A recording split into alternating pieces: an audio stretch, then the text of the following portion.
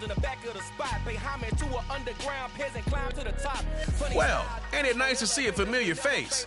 Welcome to another year of football with Madden NFL 20 accessibility settings. Accessibility settings. You either fight or flight, I ain't one for the ledge living. I do it for the one that died but fed millions. With soul food flowed and stocked my bare kitchen. I'm liberated. I drew a play that they ain't illustrated. I make a move they gladly imitate it. I ain't flattered, I'm a dragon to your paper castle. The Alpha and Omega promise it ain't nothing after. A new beginning. My catalog like James Earl Jones, the ever living. Imagine if I did make beats that's more for killing. Imagine if you come from the south out my city. You probably wouldn't make it, oh yeah, really. I go extra to be great. I go extra for the fam, I go extra for the cake. I got extras on the plate. I go extra every day, I got extras on the way. How much? This is a special presentation of EA Sports from the Coliseum in Oakland, our tribute to the coach, the John Madden Legacy Game. I'm Brandon Gaudin here to take you through the proceedings, and coming up, we're going to tell the story of a man who was truly larger than life and whose impact on the sport of football, certainly it's going to live on for decades and decades to come. Now, we've assembled a couple of rosters featuring some of Coach's favorite players from both yesterday and today, and Coach himself will be on the sidelines for both squads, trying to motivate his guys to victory. And I'm joined now by my good friend Charles Davis. CD, your thoughts on John Madden and what he meant to the sport he loves so much? For me, Brandon, it's the word joy. He brought that to the game of football, brought the game to so many people. He stayed involved his entire life.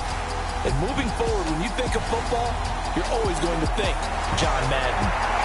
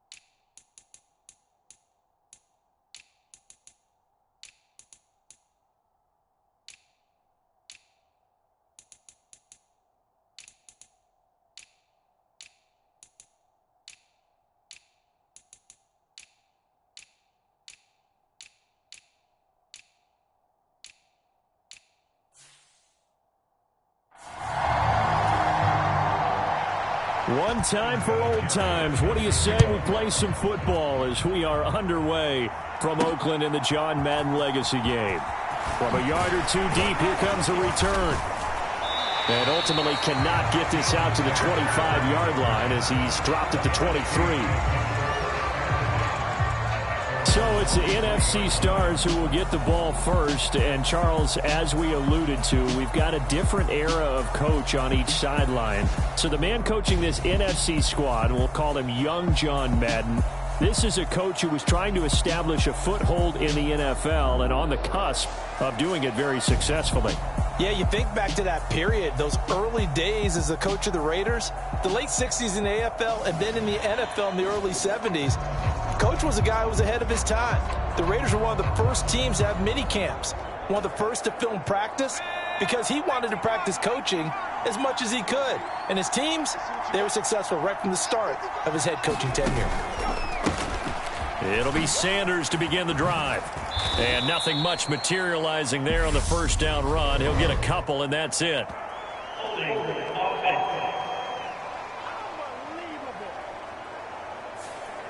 So it's the big left tackle who gets tagged with a hold. And sometimes you're actually executing the block well, and he starts to slip off of you, and instinctively you reach out and grab him. And when it's done like that, it's often seen by the official and called.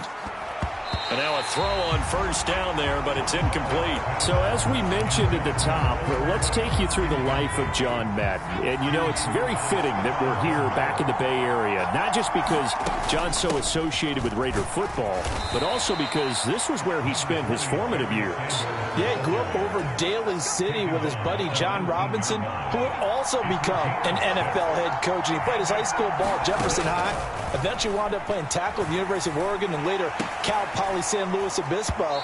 Played well enough that in 1958, he was a 21st round draft pick of the Philadelphia Eagles. That's right, the draft had 30 rounds then. So pass interference to call. That's going to set him up with a first down. And if it's a bang-bang play, maybe the flag stays in the official's pocket, but instead, he definitely impeded the receiver's right to catch the football. The officials letting the players know how the game's going to be called here in the first quarter. And they're going to get this to about the 44-yard line. But Charles, you mentioned Coach was a 21st-round draft pick back in 1958. It was the Philadelphia Eagles who selected him. But unfortunately for John, knee problems, they just continued to dog him. He was hurt in his first training camp. Actually never saw the field as a player in the NFL. But it was still during his time with the Eagles, you and I were talking about this before going on air, that you could start to see the light bulb going on for what his career path might entail. And it went on in a big way, didn't it? Because while he was rehabbing his knee, he started to spend a lot of time breaking down film with the Eagles with quarterback Norm Van Brocklin, the future Hall of Famer and future head coach in the NFL. Remember, Norm Van Brocklin coached with the Falcons. He coached with the Vikings. And it was there during that time, I think Coach Madden realized his love of football and love for teaching, combining all that together, and that meant being a football coach. So in 1960, began his coaching career at a small college south of San Luis Obispo called Allen Hancock, and then later at San Diego State University under another legendary coach, the guy who could throw it around pretty well, Don Coryell. And he gets it inside the 10 to the 9.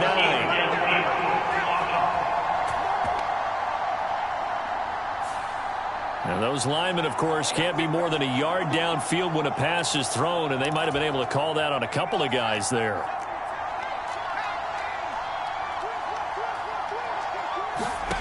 Off the play fake, here's Favre. That's going to be caught by Moss.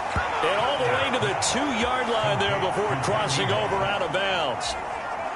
First and goal, a chance for an early statement here on the road. They'll run with Sanders. And this one will wind up with him losing yardage back to the 4-yard line. It's a loss of 2 there, bringing up second down. Sometimes you just sit back and marvel at what he can do defensively. Speed, strength, quickness, he's the whole package. And that package just wrapped up the runner for a loss. And he will carry this one in. Touchdown NFC. Eric Dickerson taking it in from 4 yards out. And the NFC takes it all the way down the field to score on their opening drive. Extra point by Anderson, up and good. And it's now a 7-0 game. A good drive that time as they go 9 plays in all. And it results in a 4-yard touchdown run.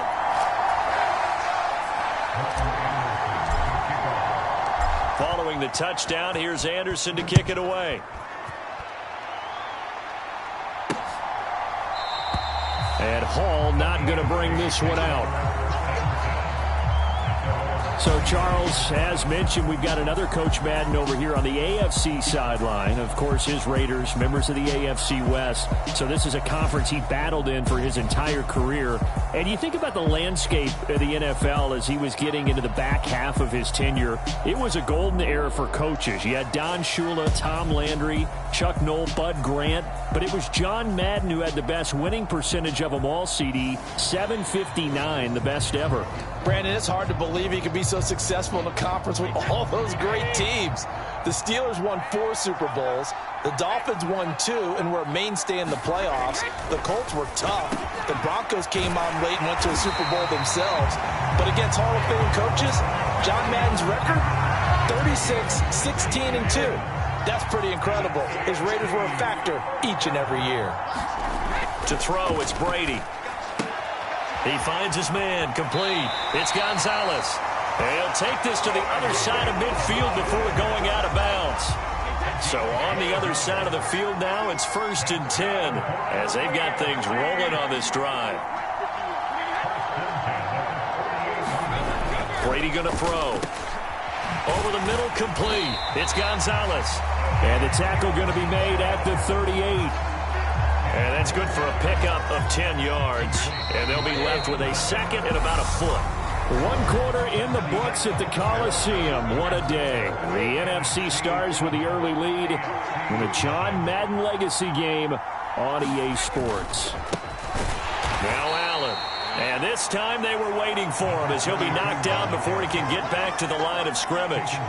Well, Charles, you know, it was in the early 1960s that a young John Madden made the acquaintance of the owner of the Oakland Raiders, one Al Davis, of course, and the two, they really bonded, would become one of the best owner-coach duos in NFL history. And to take it a step further, Al Davis became someone who John referred to as his best friend. Yeah, 1967, Brandon, Al Davis hired Coach Madden to be a linebackers coach. Remember, this was still the AFL at that point. We had not merged totally with the NFL.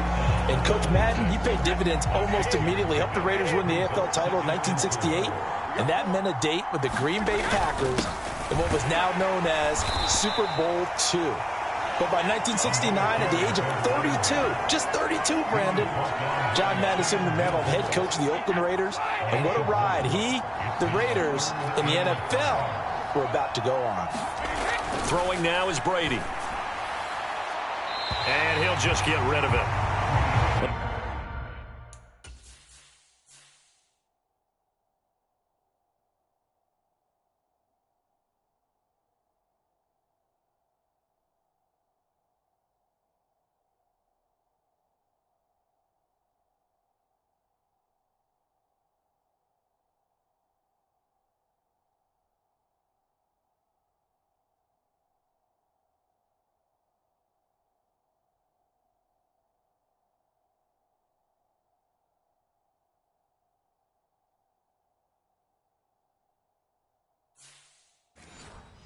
The other day they told us when we've got 3rd and 5 or less, we have to be able to convert. And I guess every team would say that, Charles, but an opportunity missed there. What they were trying to tell us is they believe it's a matchup game at that point. And they liked some matchups that they had, thought they could exploit them, unable to do so on that play.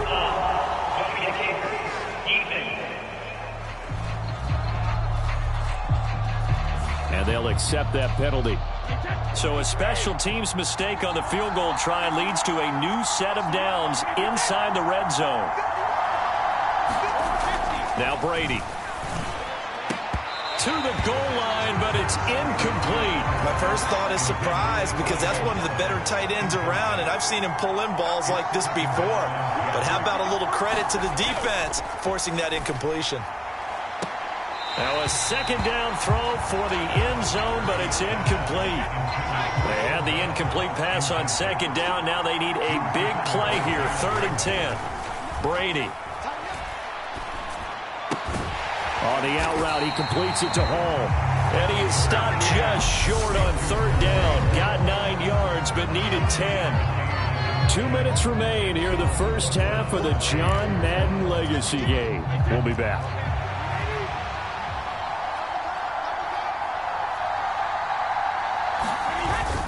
Here we go on fourth down. And he won't have the touchdown, but he will have the first down as he's tackled at the 2. A chance now to get even before the break as they come up first and goal. They'll run. This is Allen. And they'll bring him down after just a short pickup. It's a gain of a yard, and it'll set up second and goal. They'll try a toss here to Bettis. And he is going to lose yardage here. It'll go as a loss of a yard, and it'll set up third down. Creeping up on a minute to play in this first half.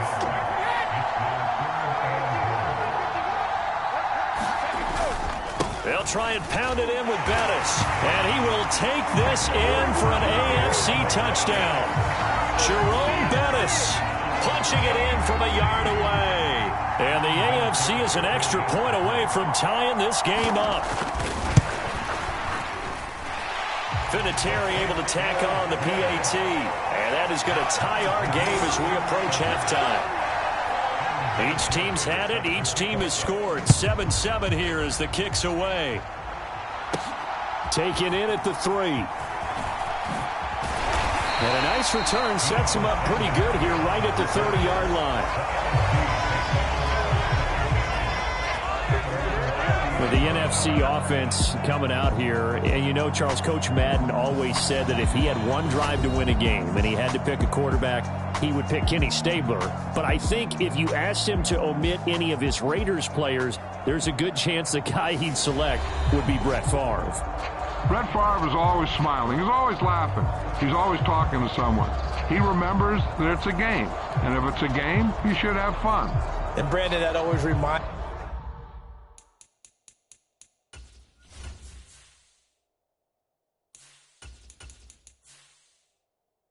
me of a great movie line where one of the players was telling a coach, every time I say it's a game, you say it's a business. And every time I say it's a business, you say it's a game. With Coach, it was always a game. On the run, he'll let this go deep right side. And that will be incomplete. Would have been a big hitter if they had connected. Instead, it's second down. Throwing again on 2nd and 10. Montana. He'll get this complete to Cooper Kupp. And he'll be taken down, but not before they work it across midfield. Now the NFC going to call the first of their 3 timeouts, as it'll come with 36 ticks to go in half number 1.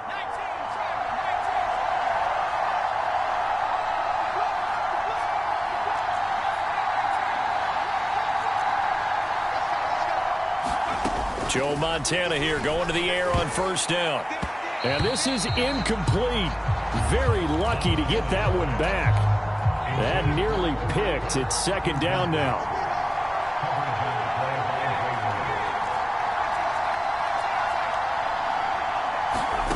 To throw again on second down.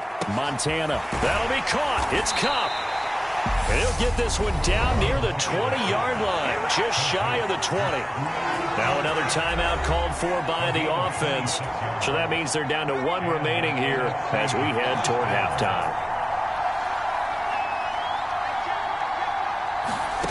On first down, Montana steps away to his left. Oh, hit as he throws there, incomplete. Well, a momentary speed bump there with that throw partner. The defense had other ideas, and they're trying to mount a small stand before this drive reaches the end zone. To throw on 2nd and 10. Montana. And that is incomplete.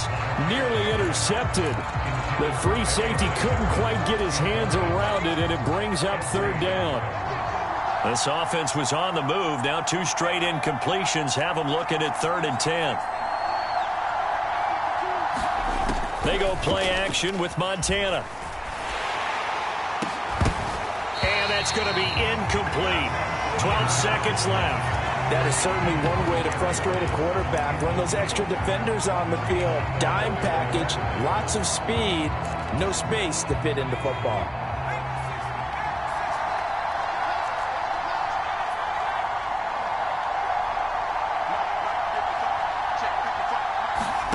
Montana going for it on 4th. And it's incomplete. They cannot convert, and they turn it over. The NFC's decision to go for it does not pan out. And as a result, possession switches hands. And we will likely not see another play here as they take the knee and head into the intermission all tied.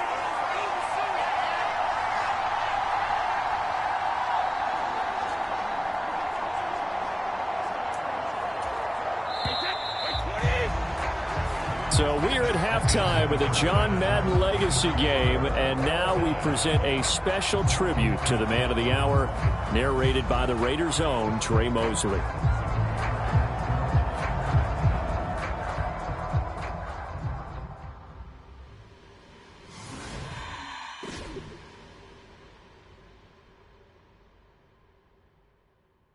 What comes to mind when you hear the name Madden? Is it the coach who led the Raiders to their first Super Bowl victory? Perhaps it's the broadcaster who entertained millions of fans. Or maybe it's the video game known simply by his name. But no matter what comes to mind when you hear the name Madden, everyone thinks of one thing: football. The core of it was football. It's the greatest game in the world. The left goes to the right goes to the left.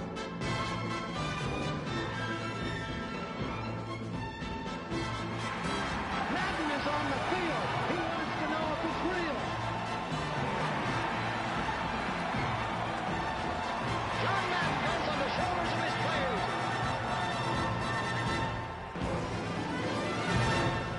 In my mind, John Madden is the most important figure in the history of professional football. Show me somebody else who did it on 3 levels the way John did it. There's nobody.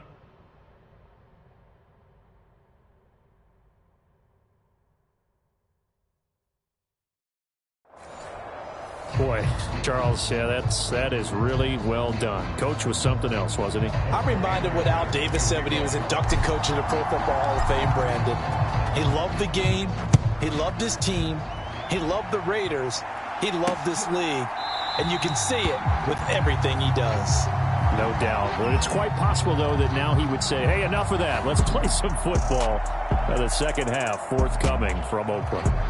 The AFC offense heading back out. You know, Charles, Coach really loved to utilize his tight ends in the passing game. You think about Dave Casper, Hall of Famer for those great Raider teams.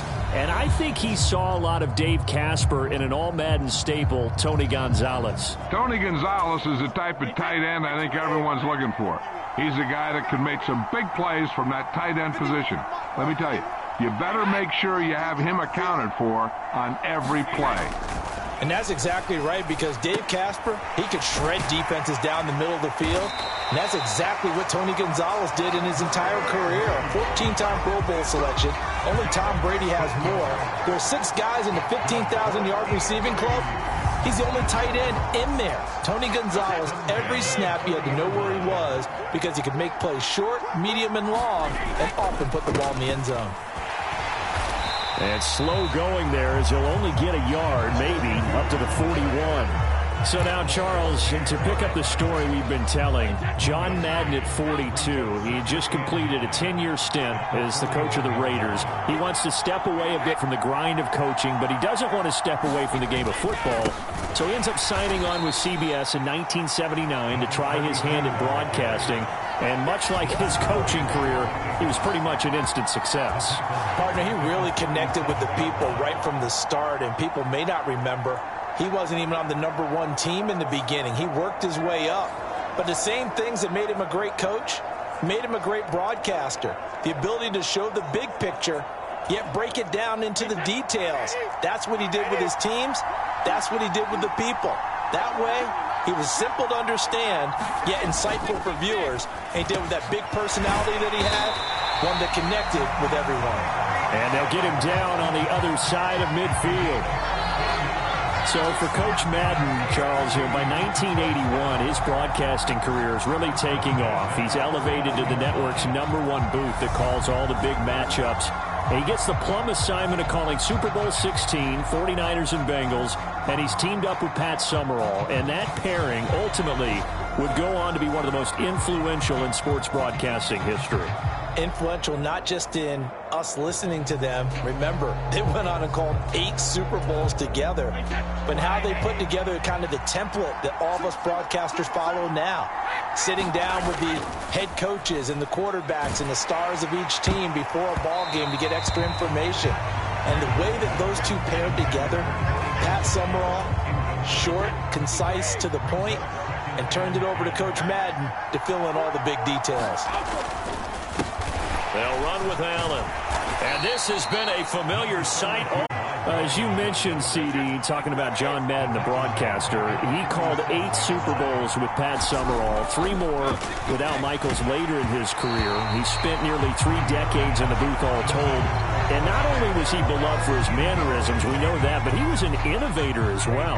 Yeah, Brandon, you're talking about things like the telestrator, which totally became identified with him, and now it's a staple for all analysts to have in the booth.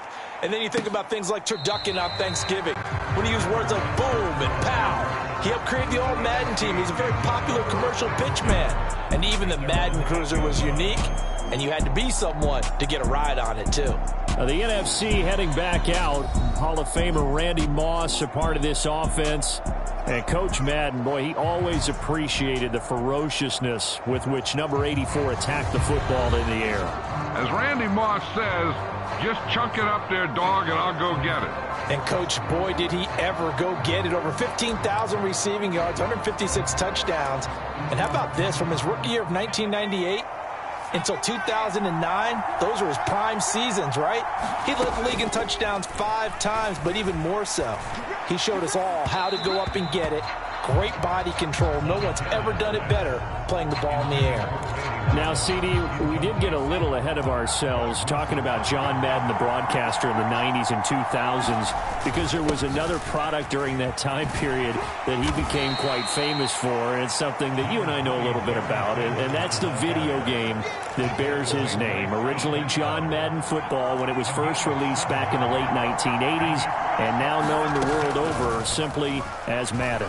And Coach saw this originally as a way to teach the game of football.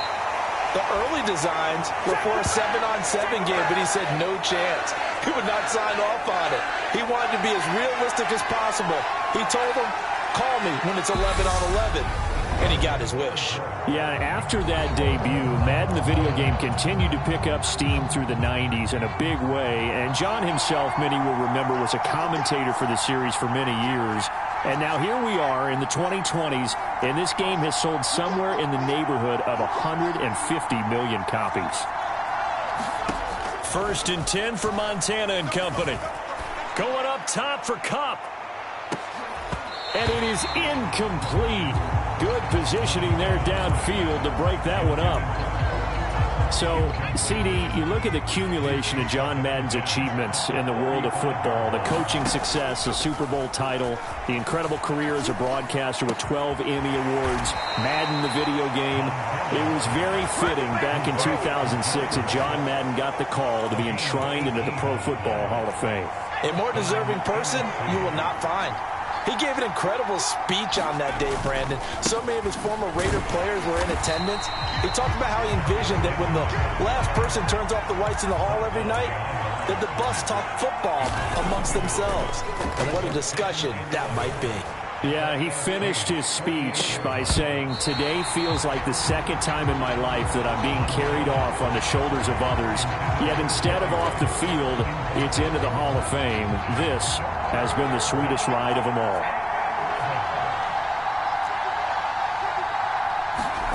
They will look to throw. Montana. Man open, it's Kupp. He's got it. Yeah, he'll be out just a yard or two shy of the 30. You think about John Madden in his retirement years post-broadcasting. He was about as active as most people are in their working years. I mean, he continued to play a key role on the NFL's competition committee. He was available to a wide range of people as a tutor, as a mentor. He continued to teach the game of football to all who would listen. And, Charles, as you and I know, he even continued to provide input, a lot of input on the Madden video game. Yeah, I know a lot of folks that design and build this game certainly look forward to their yearly visits out to the Madden compound that he had out at the East Bay. They pitch the new aspects of each year's game to him, get his feedback, and then get to sit back and spend 6 hours with him on a Sunday, watching football and listening to him tell stories and talk even more ball. It had to be an incredible experience for all involved.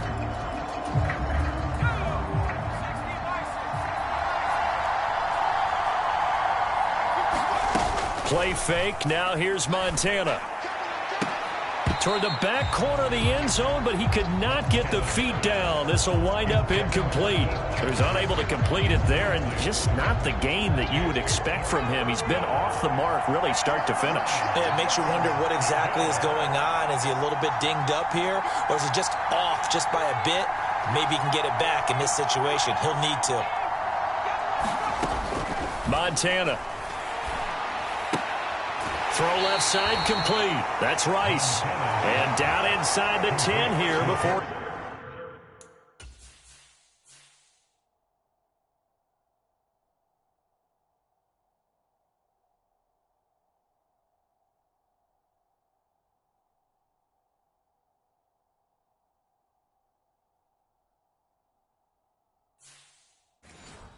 He's out of bounds right around the 7.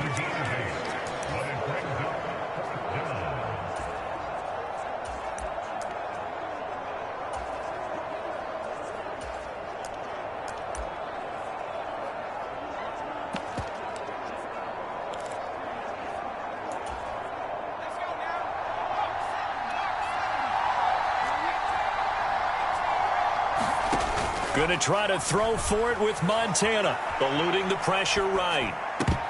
And it's incomplete. They cannot convert, and they turn it over. The NFC's decision to go for it does not pan out, and as a result, possession switches hands. The AFC offense set to take their next drive. To throw is Brady. And they're going to get to him. That is going to be a safety. Tom Brady taken down to the end zone. Gosh, this game's felt a bit weird all along the whole way through, and no better play maybe exemplifies that weirdness than that safety right there. Partner, you've got a tie game and time running out. You've got to be ultra careful down on that end of the field, and this could very well be the play that decides this football game. Yeah, Sanders now to return.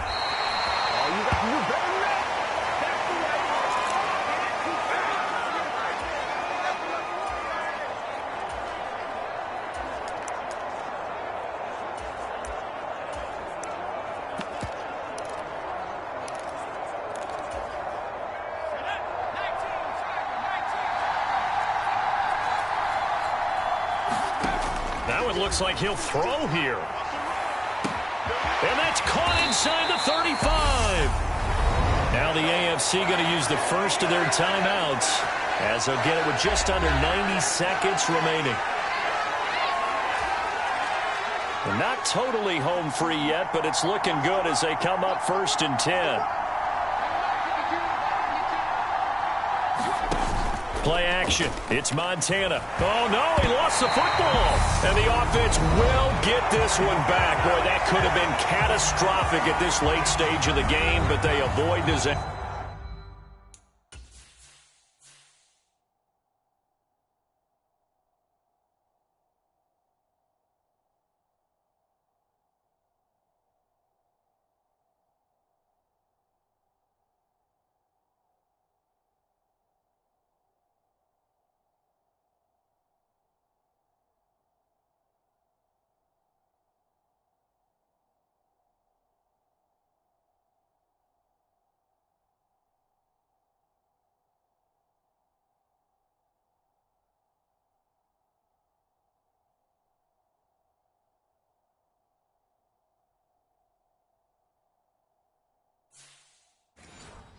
faster.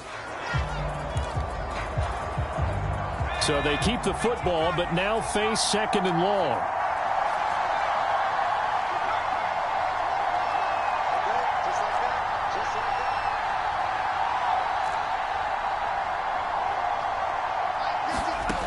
Here's Montana to throw.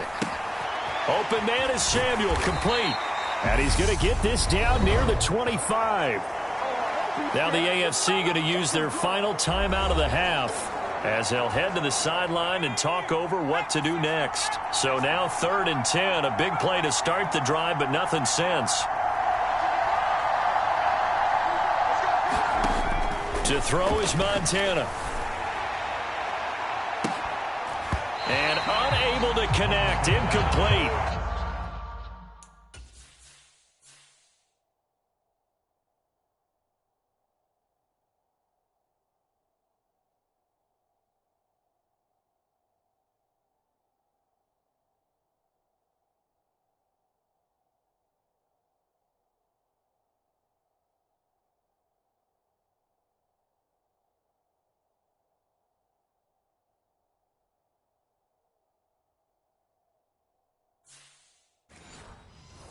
I'll give them credit. They took their shot, but it's going to bring up 4th down.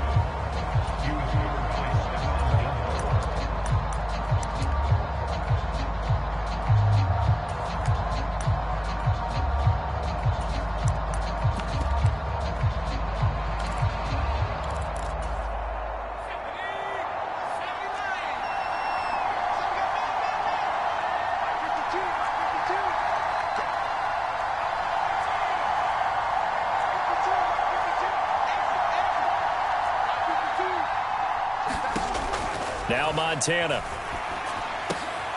That'll be caught by Rice. And he will be taken down, but not before he's got the NFC first down.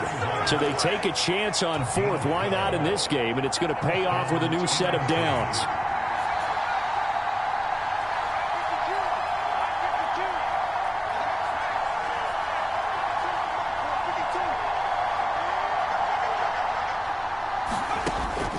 From the red zone now, they'll look to throw. Oh, the ball comes out on the hit, but they'll say it's incomplete. So after the incompletion on 1st, now 2nd and 10.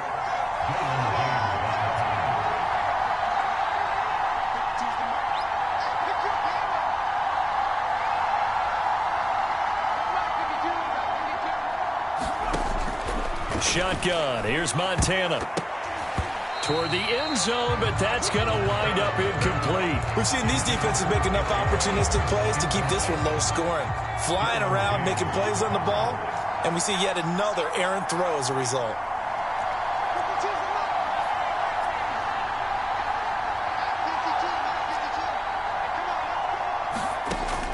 Again, he'll drop to throw. Escaping the pressure right. And he takes a shot on the release as this will be incomplete. So decision time now because a field goal keeps it a one-score game. What are you thinking? Well, I'm looking at the down and distance, and that's where the issue comes in. It's not short enough that it's a no-brainer and you go for it.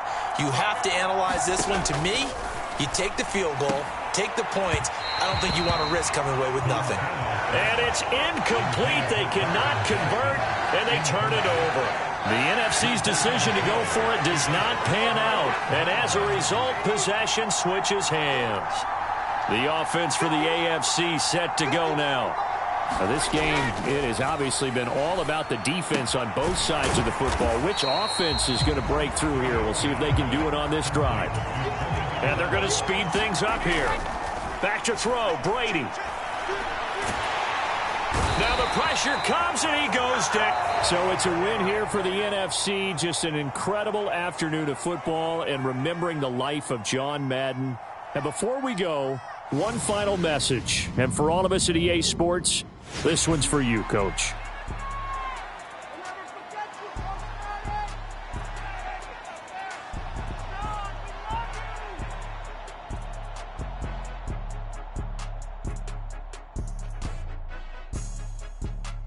I just say this, I thank you all very much. This has been the sweetest ride of them all.